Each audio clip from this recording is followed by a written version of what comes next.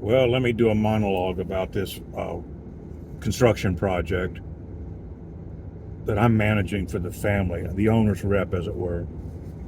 And we've got Paul Davis Restoration as the general contractor. And I'll try not to go over the whole thing, but the roofing, they sent the roofers, and the roofers came from Orlando to Ormond Beach, and I'm like, that's really bothersome. And I was thinking last night, was it because no local roofers will work with them? I mean, it just did not make any sense. So there was two guys, and there was no crew leader. So anyway, I said PDR, Paul Davis Restoration, brought the roofer, DRS, Roofing and Solar of Orlando. They brought them to the job before the carpenter was finished installing the fascia boards. There was a piece of fascia board missing in the back, and they pushed the drip edge right up against the subfascia and then shingled the roof. And on the front, they put up a piece of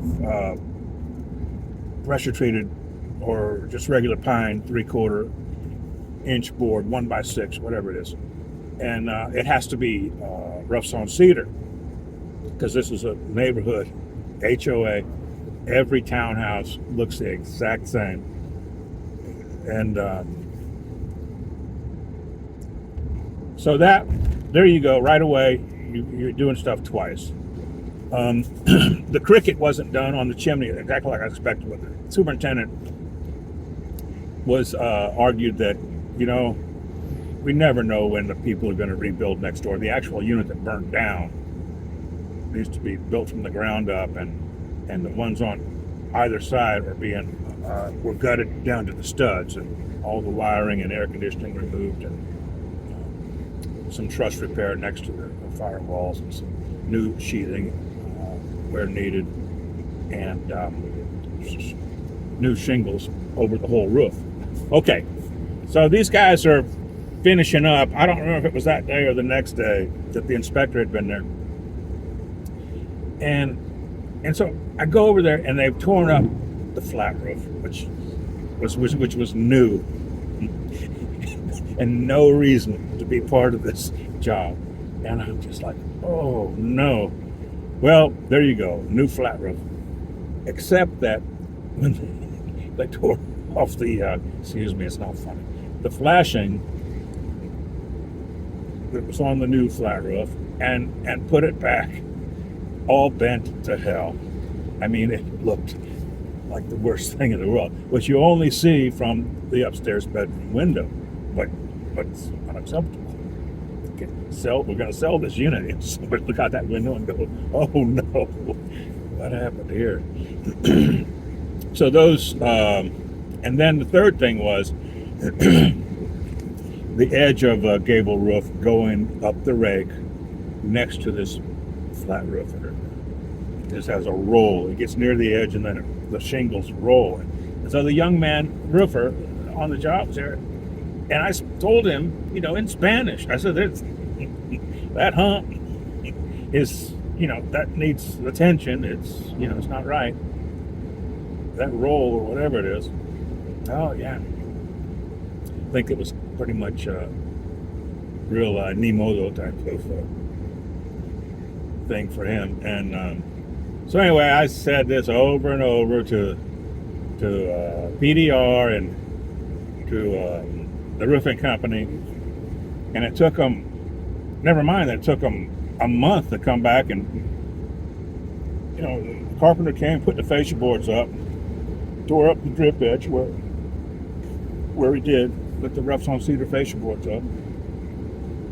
So it still took, I don't know, 2, 3, 4 weeks, I don't remember, for the roofer to come back, fix the drip edge in the front and back of the high roof, and adjust the shingles however they needed to be adjusted there.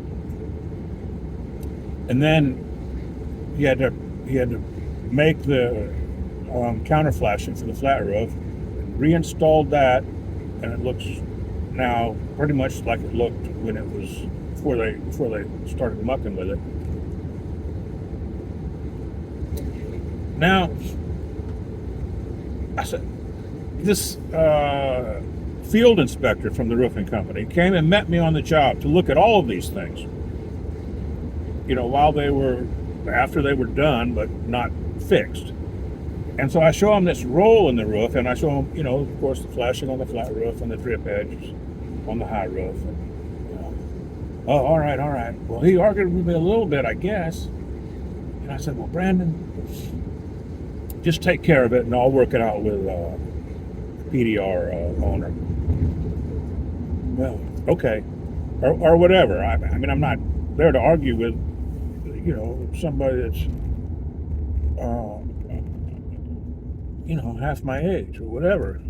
I graduated, by the way, from the University of Florida School of Building Construction with a bachelor's degree in 1980. So, which is, before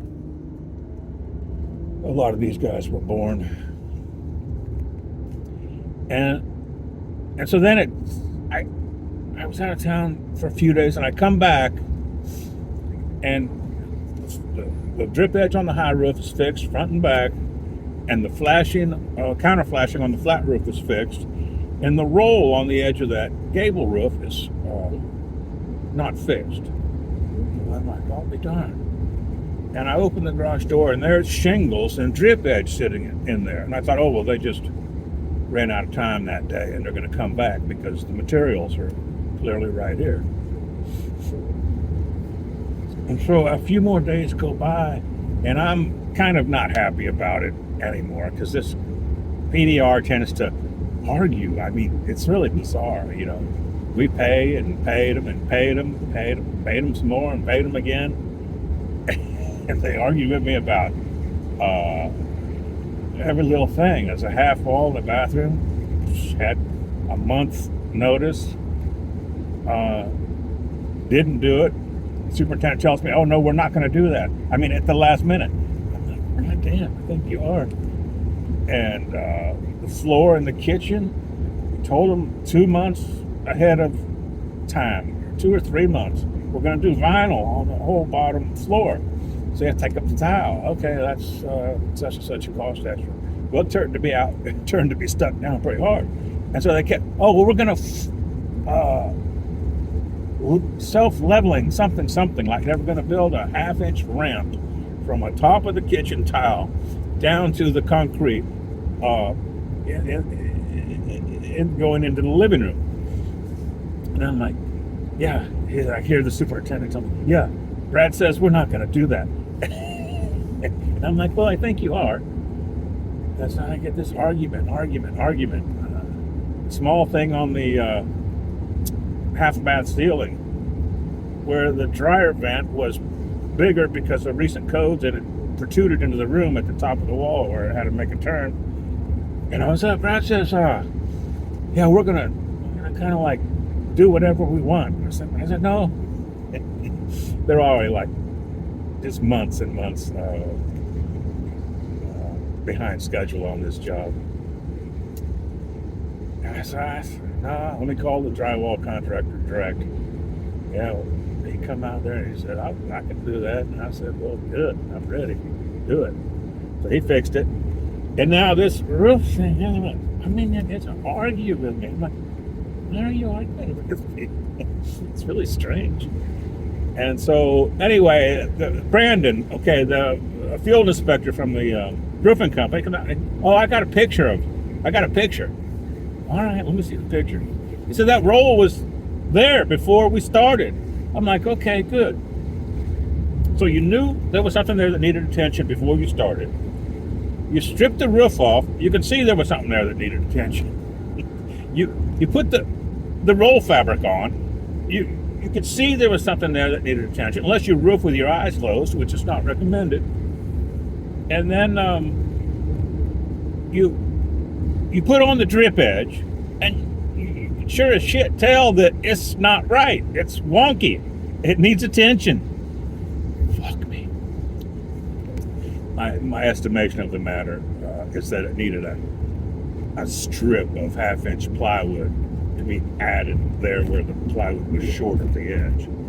And then they put the shingles on, and now you can see there's a fucking roll in the edge of the roof, and so now you know it still needs attention. And that was the first time I noticed it. Oh, that needs attention. He says, oh, well, we have a picture, so that substitutes for actually, tradesmanship. And I was like, no, that picture, I don't think it substitutes for doing the job. So fucking pissers. I mean, real pissers. And the kid that does project management in PDR, Brad, he'll be in the office, never seen anything. Even Brandon, they come out to look at it, couldn't take off one shingle and get out his pocket knife and figured out what the hell their problem was. Well, anyway, so this Brad fella, he was in his office. Well, let me think. What can I say? He says, and so he makes something up and he sends it to me, and I'm like, shit, I've had enough. And so I went on Facebook reviews for their company and Google Maps where you can put a review. I said, yeah, stay away. So anyway, yeah, I heard that after that, their corporate office saw it, because these PDRs are franchises, and then the owner's mommy wife calls my sister mommy, and then my sister mommy calls me, and I've asked her, swear to God, repeatedly, Susan, you're picking out the finishes. I'm doing the on-site stuff. We've already been through this once before. I said, no, man, you can't do that. And so I wrote this owner, Glenn, man, email. Glenn, man, my sister's not a roofer. Dude, I mean, you must endeavor to produce a standard and better product without arguing with me every goddamn turn. So Monday, this is Saturday, Monday, we'll see if they didn't light a fire under that roofer. And Friday, that kitchen tile thing was finally remedied. They banged out the tile after they already got two tries and didn't get it done. I said, man, you sent you some YouTube videos on how to do this. And they banged out the tile, and then the thin set was really tough stuff, admittedly. And so we're gonna that self-leveling thing. No, I said, no, it's too high. You're gonna have a 1/4-inch ramp going down to the living room. And I said, it's gonna catch the eye right away as soon as somebody walks in. And so then I go back on YouTube. Here's how you do it. I'll send you some videos. They get a grinder with the carbide blades on it and work on it for a day and a half, something like that, a day, 2.5 days, and get it down. If the thing ran over the old concrete, it would just dig because the old concrete was soft, but that thin set was hard. It would try to ride on top of it. Well, now the floor is such a mess. They do need the leveling agent. And they kept telling me, oh, it's self-leveling stuff. And I said, all right. Well, I'm over there the day the guy shows up, and he's putting down, a cement and sand mix with a trowel. And I'm like, oh my God. So I just paid $1,500 to have that taken down. Please, whatever you do, don't add any height to it. He says, no, I won't. The holes were too deep for the self-leveling stuff, and I'm going to go over this twice, and it'll be nice. And I said, all right, that sounds like a deal. And he finished it, and it is. It's quite good. So that means that we're ready for the cabinets, and then we're ready, and then the vinyl will be installed. Air conditioner will be turned on, vinyl will be installed.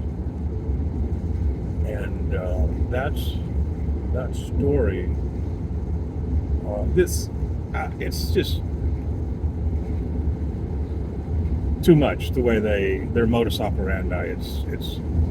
It's what I suspect is a CPA, certified public accountant, thought it would be a good idea to buy a construction franchise, and it's not nothing I've ever seen before. We're on the home run now, and get up on that roof and do that damn 10-cent repair without bitching. I don't even have a ladder because all our stuff was put in storage, and I don't really want to get up there again. So, the saga of townhouse remodeling. Thank you. I had to get that out of my system.